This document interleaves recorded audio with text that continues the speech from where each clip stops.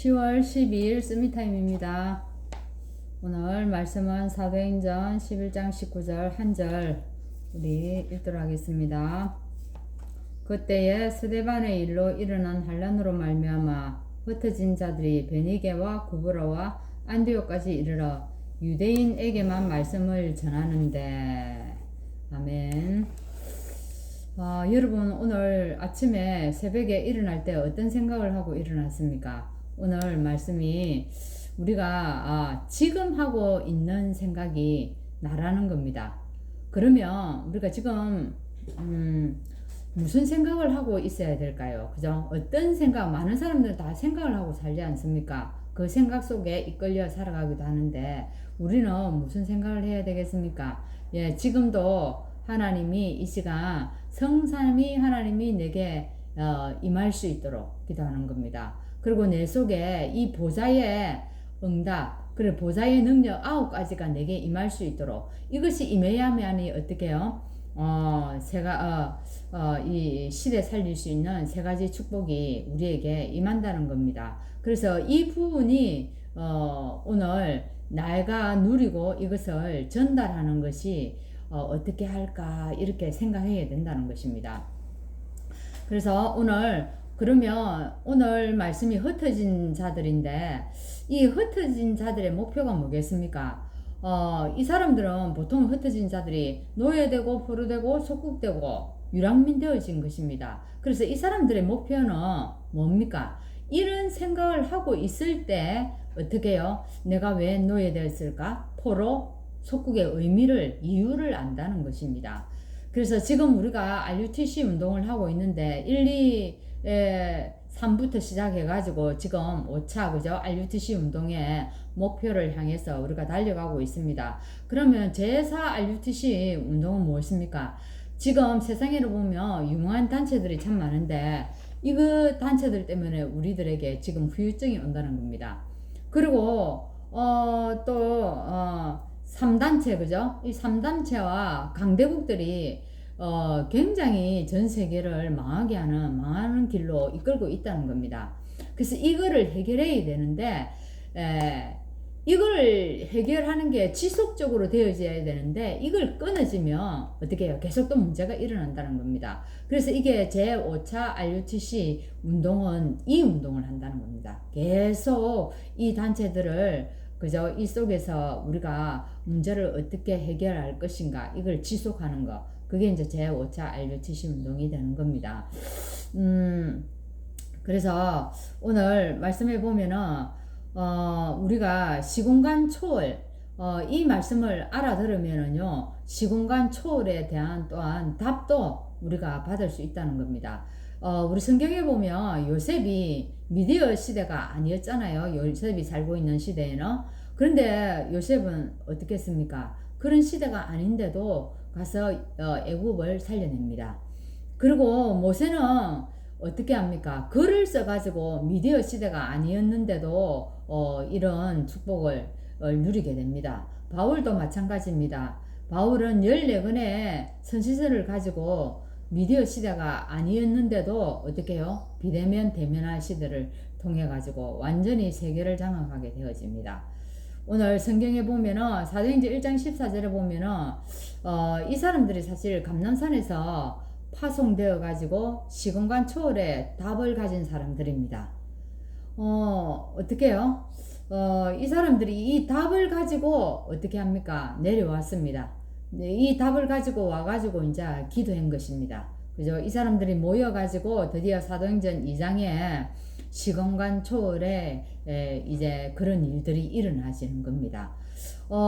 그래서 이 사람들이 이제 흩어져 가지고 복음을 전하는데 어떤 일이 생깁니까? 사도행전 3장에도 안전병이를 일으키게 되고, 사도행전 8장에 아무도 가지 않는 그 사마리아에 누가 갑니까? 빌립이 가서 역사를 일으키게 됩니다. 시공간 초월의 일들이 일어난다는 얘기입니다. 그리고 사도행전 9장에는 또 누가 돌아옵니까? 아나니아에게 말하지 않습니까? 내 이름을 이방인들과 왕들과 모든 이스라엘에 전할 택한 나의 그릇이라고 바울을 두고 얘기하는 겁니다. 그죠?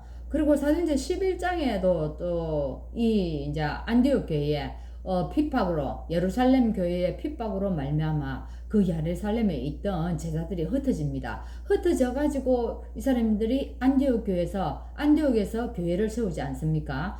그 흩어진 자들 모여 가지고 기도했는데 시공간 초월이 전 초월에 응답이 온 겁니다. 어떻게 왔습니까? 사도행전 10여 장에 한번 보세요. 그렇게 그 초대교회를 핍박했던 헤롯 왕을 죽이러 가지도 않았는데 그날 밤에 어떤 역사가 일어나는 겁니다. 충 한 마리 보내가지고 하나님이 헤롯 왕을 깜짝같이 그죠 해결해 버리는 겁니다. 사실은 그래서 그러면 오늘 이 보좌의 능력을 그죠 어떻게 우리가 누려야 할까요? 사실 전환점은 무엇입니까? 보좌의 능력이라야 시공간 초월도 사실 가능합니다. 그죠? 우리가 시공간 초월한다고 하는 게 아니고 이 보좌의 능력이 내게 임해야 된다는 겁니다. 성경에 처음으로 그죠? 자원에서 사도행전 13장에 이제 선교팀이 만들어지는데 먼저 선교를 가서 전도한 것이 아니고 어떻게 했습니까? 보좌의 능력부터 누렸다는 겁니다. 이 사람들이 금식하면서요 인도받았다는 얘기입니다. 그렇게 했더니 일이 벌어졌습니다. 어떤 일이 벌어졌습니까? 사도행전 13장 5절에서 12절 이 시대에 가장 문제가 되는 무속인들을 꺾었다는 얘기입니다. 또 사도행전 16장에도 한번 보세요. 사도행전 16장에도 먼저 막 이리 설친 것이 아니라니까요. 문이 닫혔는데 그때 전도부터 한 것이 아니고 전환점을 맞이하는 보좌의 능력을 누렸어요.